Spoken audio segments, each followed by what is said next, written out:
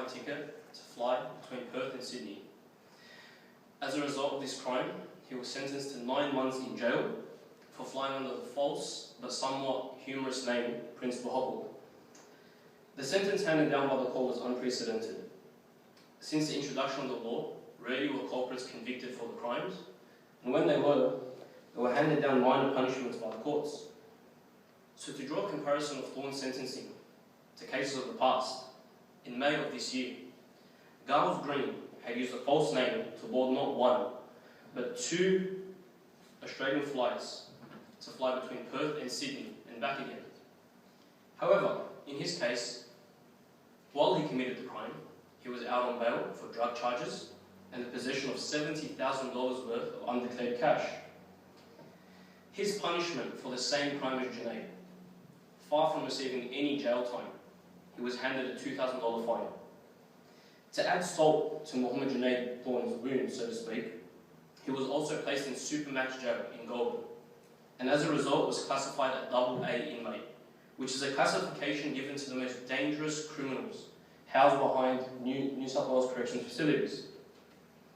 So we have on the one hand Junaid Thorne, with no previous criminal history, confined behind walls reserved for the greatest threats to our society, jailed amongst serial murderers and mass rapists.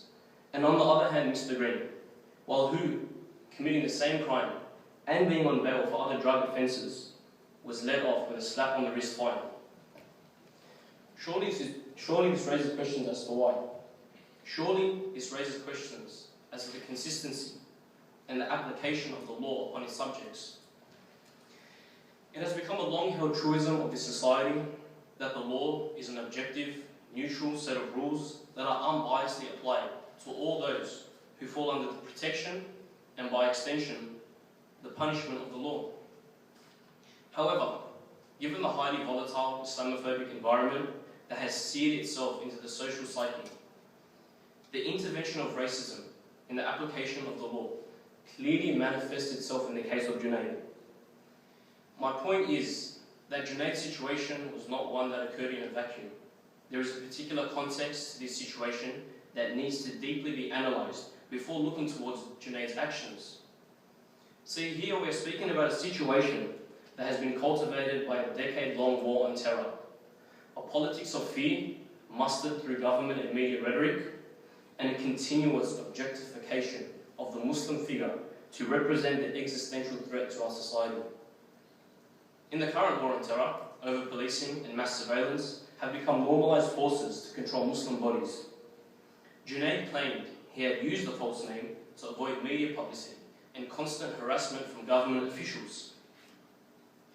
After the arrest, Thorne told his psychologist, "I have done something wrong, but I feel like I was forced into it." This statement is quite telling. Admitting to the offence, it is quite obvious that such constant scrutiny and investigation has literally pushed Junaid into a corner where he felt compelled he had to change his name. Junaid is also an Indigenous man, which adds yet another racial element to the sentencing. I would not say Junaid's case is an exception to the rule by no means.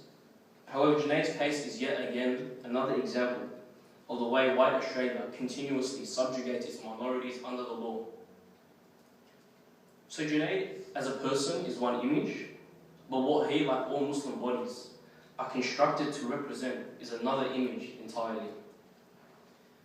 The narrative which circulates around the Muslim figure is an articulation of fears because of this perceived ambiguity around the Muslim. These ambiguities stem from historically rooted European fears of non-European bodies. There is historically always a question to be asked about the other, in this case, the Muslim other. Is the Muslim democratic? Is the Muslim a terrorist? Is Islam inherently violent, brutal and barbaric? This ambiguity which encloses the Muslim under a cover of immediate suspicion. Such a line of questioning proposes many assumptions about how Muslims speak, act and think.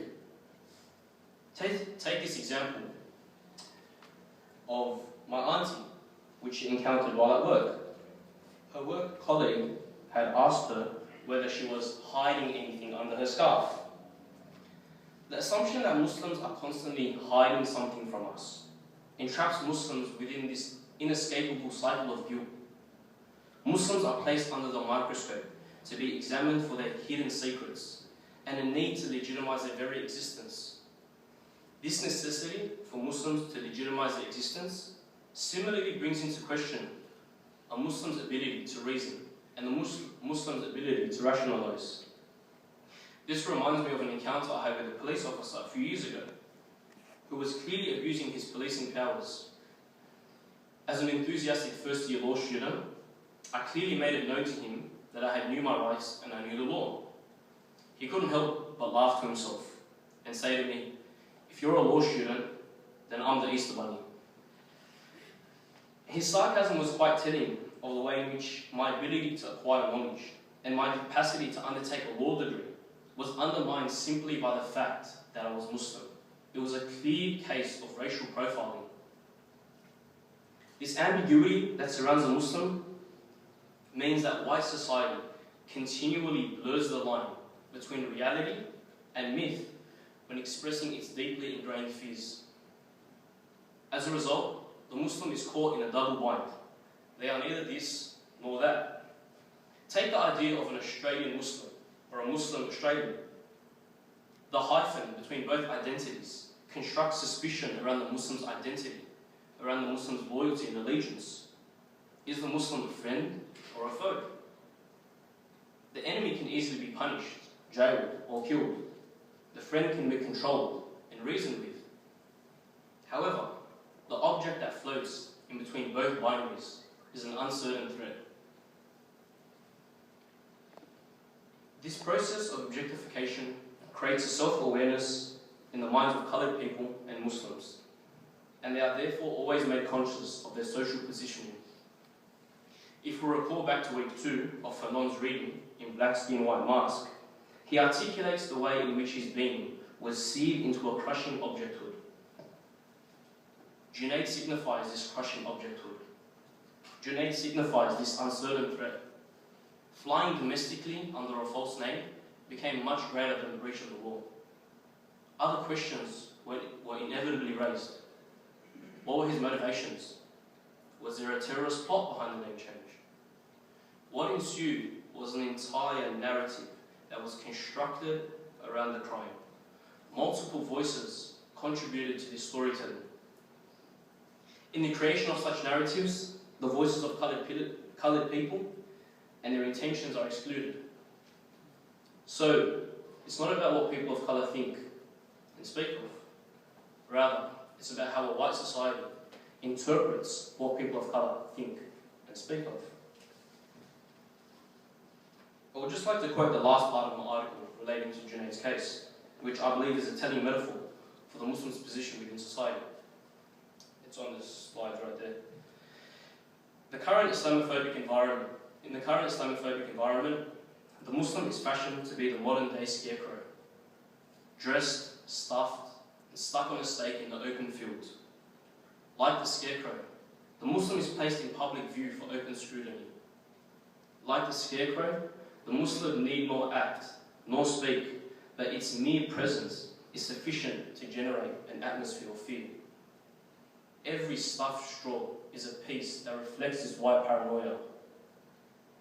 The scarecrow exists for no other reason but to create alarm and, as a result, give the crows the privilege to slowly pick apart at its identity.